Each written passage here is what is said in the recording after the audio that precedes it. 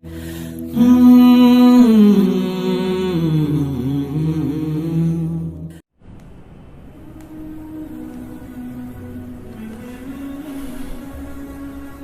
عليكم ورحمة الله وبركاته نحمده ونصلي على رسوله الكريم أما بعد فأعوذ بالله من الشيطان الرجيم بسم الله الرحمن الرحيم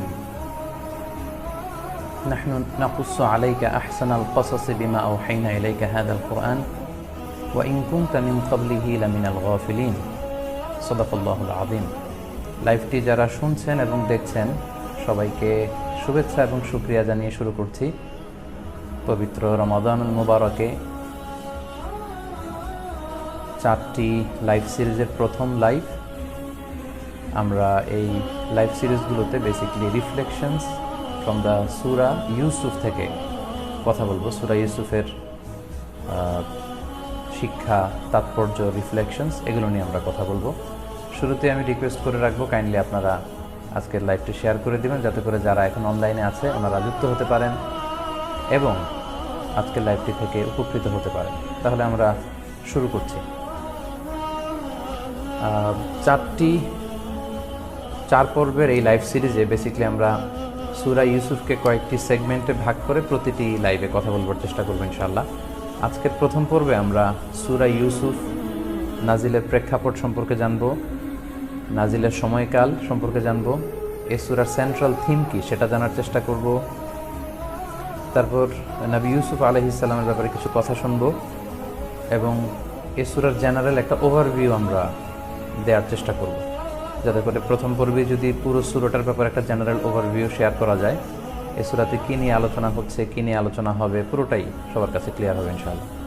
এবং যেহেতু এই সূরাটা একটা ঘটনা কেন্দ্রিক, সো এই স্টোরিতে মেজর ক্যারেক্টার কারা আছে এবং মাইনর ক্যারেক্টার্স হিসেবে কারা এই সূরাতে আবির্ভূত হয়েছে সেগুলো আমরা জানবার চেষ্টা করব ইনশাআল্লাহ বিইذنিল্লাহ। তাহলে আমরা বিলম্ব না করে মূল আলোচনাতে চলে যাই। প্রথমে বলতে চাই যে সূরা ইউসুফ হচ্ছে কালামুল্লাহ মাজিদের 12তম সূরা, অর্থাৎ কুরআনুল কারীমের যে সূরার ধারাক্রম, সেই ধারাক্রম যদি আমরা খেয়াল করি তাহলে সূরা ইউসুফ হচ্ছে 12 নম্বর সূরা। অর্থাৎ সূরা ফাতিহা হচ্ছে সূরা নম্বর 1, বাকারা হচ্ছে সূরা নম্বর 2, তারপর আলে ইমরান হচ্ছে সূরা নম্বর 3। এভাবে যদি আমরা একের পর এক ধারাক্রম খেয়াল করি তাহলে সূরা ইউসুফ হচ্ছে 12 নম্বর সূরা এবং এই সূরার আয়াত সংখ্যা হচ্ছে 111টি। এই সূরাটি কোরআনের 2টি পাড়ায় অবস্থিত, 12তম পাড়ায় কিছু অংশ এবং 13তম পাড়ায় কিছু অংশ। এই সূরাটি হচ্ছে মাক্কি সূরা ইত্তিফাকান। সকল মুফাসসিরদের মতে এই সূরাটি হচ্ছে মাক্কি সূরা, অর্থাৎ মক্কায় নাজিল হয়েছে, এটা মাদানী সূরা নয়। এ পর্যায়ে আমরা জানার চেষ্টা করব যে সূরা ইউসুফের নাজিলের প্রেক্ষাপটটা কি, কোন প্রেক্ষাপটে এই সূরাটি নাজিল হয়েছে। সূরা ইউসুফের নাজিলের প্রেক্ষাপটের ব্যাপারে বেসিক্যালি 2টি মত পাওয়া যায়। প্রথম মত হচ্ছে মক্কার কুরাইশরা আল্লাহ রাসূল সাল্লাল্লাহু আলাইহি ওয়াসাল্লামকে জিজ্ঞেস করেছিল যে হে মুহাম্মদ, তুমি তো দাবি করো যে তোমার কাছে ওহী আসে, তুমি আল্লাহর প্রেরিত রাসূল, তোমার কাছে আমরা প্রশ্ন করতে চাই। এই প্রশ্নটা তারা বেসিক্যালি ইহুদিদের কাছ থেকে শিখে এসেছিল। তারা জিজ্ঞেস করেছিল যে আমরা জানি বনি ইসরাইল থাকতো কানাআন এরিয়াতে, মানে শাম দেশে, যেটা বর্তমান ফিলিস্তিন এবং ইসরায়েল সীমান্তে বা ফিলিস্তিন এবং ইসরায়েলের যে এরিয়া, ওই এরিয়া নিয়ে তৎকালীন সময়ে কানাআন এলাকাটা ছিল। তো বনি ইসরাইল ছিল কানাআনে, তারা মিশরে কিভাবে আসলো এটা যদি তুমি আমাদেরকে বলতে পারো তাহলে বুঝবে তুমি সত্য নবী। আবার কেউ কেউ জিজ্ঞেস করলো যে আমরা জানি যে ইউসুফ আলাইহিস সালাম এবং ওনার পিতা ইয়াকুব আলাইহিস সালাম ওনারা ছিলেন কানাআনের অধিবাসী, অর্থাৎ শাম দেশের অধিবাসী। তো আমাদেরকে তুমি বলো যে তারা শাম থেকে, কানাআন থেকে মিশরে কিভাবে গেল। তো তাদের এই প্রশ্নের উত্তরে আল্লাহ তাআলা এই সূরা ইউসুফ নাজিল করলেন, যেখানে ইউসুফ আলাইহিস সালাম কিভাবে শাম দেশ থেকে, কানাআন থেকে তিনি ইজিপ্টে চলে গিয়েছেন। পরবর্তীতে ওনার পুরো গোষ্ঠী, ওনার পিতা মাতা, ওনার ভাই বোন, সবাই আত্মীয় স্বজন সবাই কিভাবে ইজিপ্টে গেল এবং কিভাবে এই মিশর কেন্দ্রিক বনি ইসরায়েলের উত্থান হলো এবং এর ধারাক্রম কিভাবে চলতে থাকলো, এর বর্ণনা দিয়ে আল্লাহ তাআলা এই সূরা ইউসুফটি নাজিল করেন। এটা হচ্ছে এই সূরা নাজিলের প্রেক্ষাপটের 1 নম্বর মতামত। এ ব্যাপারে আরেকটা মতামত পাওয়া যায় যেটা সহিহ ইবনে হিব্বানে এসেছে। সাহাবারা আল্লাহ রাসূল সাল্লাল্লাহু আলাইহি ওয়াসাল্লামকে বলতে আরম্ভ করলেন যে ইয়া রাসূলুল্লাহ, আপনি তো আল্লাহর কাছ থেকে অনেক ওহী পেয়ে থাকেন, কোরআনের অনেক আয়াত নাজিল হয়েছে, অনেকগুলো সূরাও নাজিল হয়েছে। এবং আমরা জানি যে মাক্কি জীবনের বেশিরভাগ সূরাগুলোতে তাওহীদের কথা বলা হয়েছে, আখিরাতের কথা বলা হয়েছে, কিয়ামত দিবসের বিভীষিকাময় পরিস্থিতির কথা বলা হয়েছে, জান্নাত জাহান্নামের কথা বলা হয়েছে। কিন্তু মাক্কি সূরাগুলোতে আহকাম খুব একটা নাজিল হয়নি, এবং স্টোরিজ, ঘটনাও কিন্তু খুব একটা নাজিল হয়নি। তো সাহাবারা আগ্রহ পোষণ করলেন যে রাসূলুল্লাহ, আপনি আল্লাহ তাআলার পক্ষ থেকে এরকম কোনো চমৎকার গল্প, বা আরবিতে যেটাকে বলে কিসসা, লাউ কাসাসতা আলাইনা ইয়া রাসূলুল্লাহ, হে আল্লাহর নবী, আপনি যদি আল্লাহর পক্ষ থেকে প্রত্যাদেশ পেয়ে কোনো ঘটনা সম্বলিত সূরা আমাদের শোনাতেন তাহলে আমাদের খুব ভালো লাগতো। তো সাহাবীদের এই ডিজায়ারকে, এই ডিমান্ডকে ফুলফিল করার জন্য আল্লাহ তাআলা আল্লাহ রাসূল সাল্লাল্লাহু আলাইহি ওয়াসাল্লামের কাছে চমৎকার একটা সূরা নাজিল করলেন, যেটির নাম হচ্ছে সূরাতু ইউসুফ। তাহলে সূরা ইউসুফ নাজিলের প্রেক্ষাপটে আমরা দুইটি ঘটনা জানলাম। এক হচ্ছে মক্কার কুরাইশরা বলেছিল যে বনি ইসরাইল কী করে শাম থেকে মিশরে গেল, আপনি পারলে বলেন। অথবা ইউসুফ নবী এবং ইয়াকুব নবী, ওনারা তো থাকতেন শাম দেশে, ফিলিস্তিনে, ওনারা মিশরে কীভাবে সেটেল ডাউন করলেন, এ ব্যাপারে বলেন। তখন আল্লাহ সূরাটি নাজিল করলেন।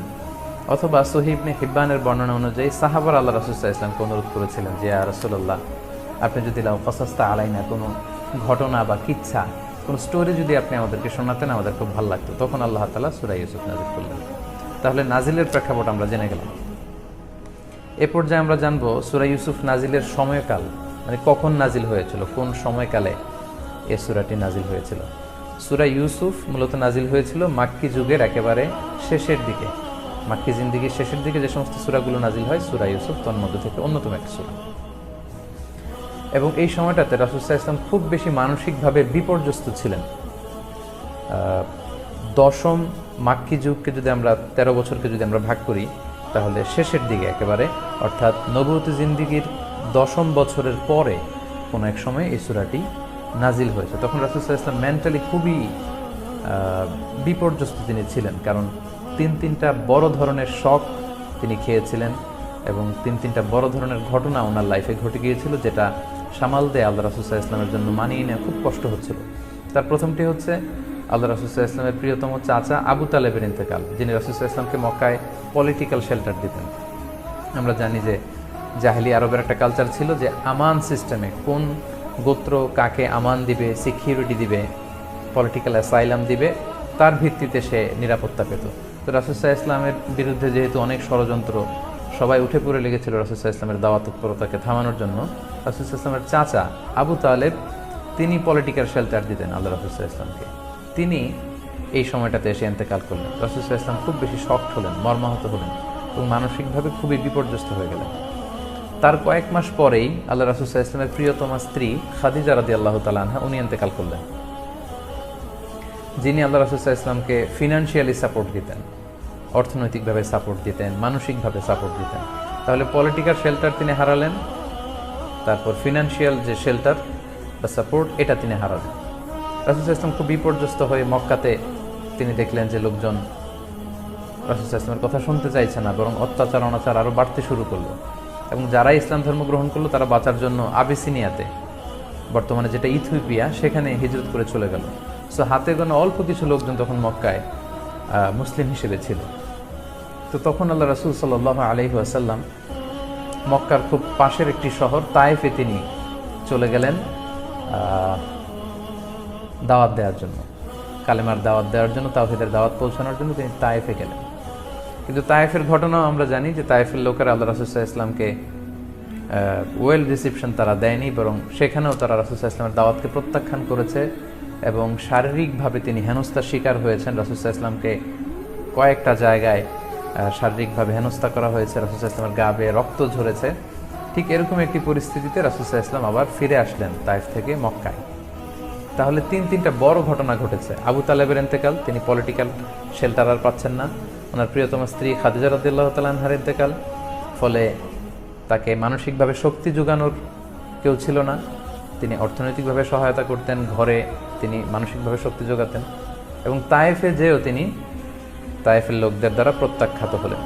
ঠিক এমনই মুহূর্তে আল্লাহ রাসূল সাল্লাল্লাহু আলাইহি ওয়াসাল্লামের মানসিক অবস্থা যখন খুবই বিপর্যস্ত, আল্লাহ রাসূল সাল্লাল্লাহু আলাইহি ওয়াসাল্লামকে সাপোর্ট করবার জন্য, সাহস যোগানোর জন্য, মানসিকভাবে আরও উজ্জীবিত করে তুলবার জন্য আল্লাহ তাআলা সূরা ইউসুফ তিনি তখন নাজিল করেন, যাতে করে সূরা ইউসুফের ঘটনা শুনে রাসূল সাল্লাল্লাহু আলাইহি ওয়াসাল্লাম মনে শক্তি পান, বল পান, যে না, ইউসুফ আলাইহিস সালাম যেমনি একেবারে বিপর্যস্ত অবস্থা থেকে মিশরের কিংডমে চলে গিয়েছে, একেবারে দাসত্ব থেকে রাজত্বে, অন্ধকূপ থেকে রাজপ্রাসাদে আল্লাহ তাআলা ইউসুফ আলাইহিস সালামকে নিয়ে গিয়েছেন।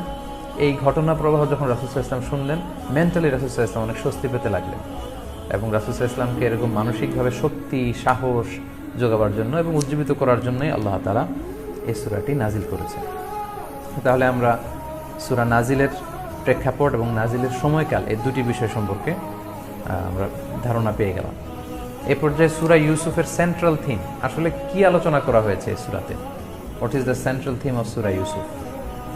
সূরা ইউসুফের কেন্দ্রীয় আলোচ্য বিষয় কি, এখানে কি নিয়ে আলোচনা করা হয়েছে, আমরা এ ব্যাপারে এখন জানব। মূলত সূরা ইউসুফে ইউসুফ আলাইহিস সালামের জীবনী নিয়ে কথা বলা হয়েছে, the life sketch and the life cycle and the life history of Yusuf আলাইহিস সালাম।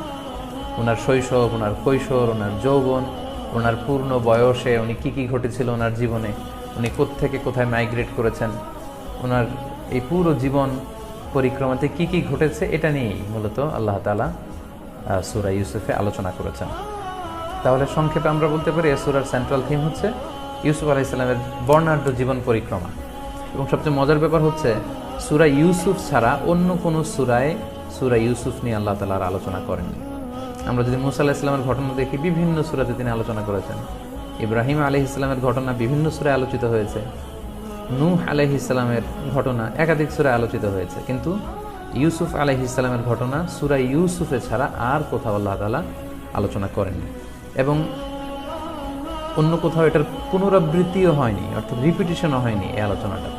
এবং কোনো নবীর জীবনী এরকম একেবারে শুরু থেকে শেষ পর্যন্ত ধারাবাহিকভাবে স্টেপ বাই স্টেপ কোনো নবীর ক্ষেত্রে আল্লাহ তাআলা বর্ণনা করেননি। আমরা সূরা তহায় যদি খেয়াল করি, তাহলে দেখব প্রায় 6 থেকে 7 পৃষ্ঠা ব্যাপী মুসা আলাইহিস সালামের জীবনী আল্লাহ তাআলা সেখানে বর্ণনা করেছেন। তবে সেখানে ওনার জন্ম থেকে শুরু করে একেবারে শেষ অবধি আলোচনা এমনটা আসেনি, বরং ওনার যৌবনকাল থেকে আল্লাহ শুরু করেছেন যে তুমি যাও, ফেরাউনকে দাওয়াত দাও।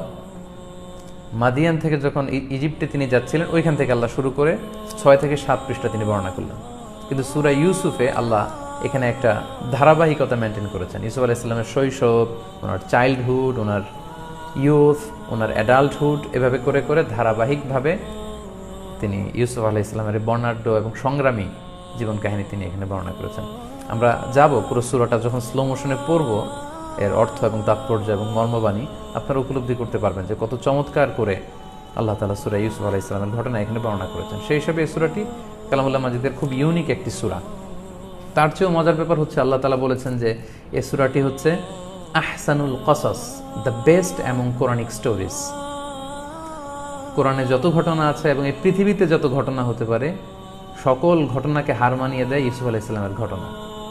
মানে একটা গল্প, একটা কাহিনী যে কত অনবদ্য হতে পারে, একটা স্টোরি যে কত নান্দনিক হতে পারে, কত অনন্য হতে পারে, এটা সূরা ইউসুফ যদি কেউ তেলাওয়াত না করে, এটার অর্থ যদি খেয়াল না করে, তাহলে তার পক্ষে এটা বোঝা সম্ভব না। আমরা আমাদের জীবনে কত নোবেল পড়েছি, কত উপন্যাস পড়েছি, আমরা রবীন্দ্রনাথ পড়েছি, আমরা শেক্সপিয়র পড়েছি, আমরা হুমায়ুন আহমেদকে অনেকে পড়েছি, আমরা কেউ আলিফ লায়লার গল্প শুনেছি, আমরা সিন্দাবাদের কাহিনী শুনেছি, কত গল্প, কত স্টোরি আমাদের জানা।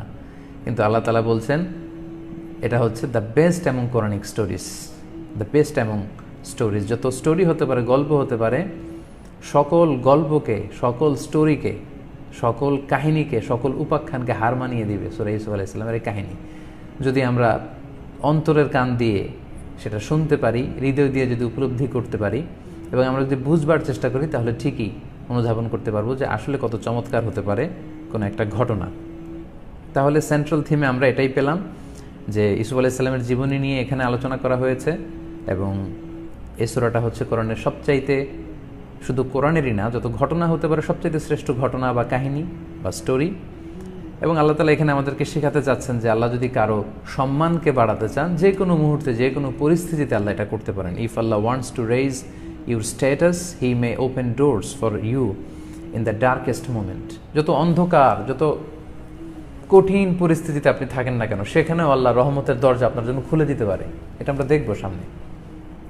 এবং সংক্ষেপে যদি আমি সূরা ইউসুফের 111টা আয়াত, তো অনেকগুলো রুকু, অনেকগুলো পৃষ্ঠা, সংক্ষেপে যদি কেউ আমাকে জিজ্ঞেস করে যে একেবারে সামারি করে আমাকে শোনান তো যে আল্লাহ তাআলা সূরা ইউসুফে কি বলেছেন, তাহলে আমি বলবো যে একটা ফ্রেজে যদি আমি সূরা ইউসুফকে ডিফাইন করতে চাই তাহলে এভাবে বলা যায় যে অন্ধকূপ থেকে রাজপ্রাসাদে।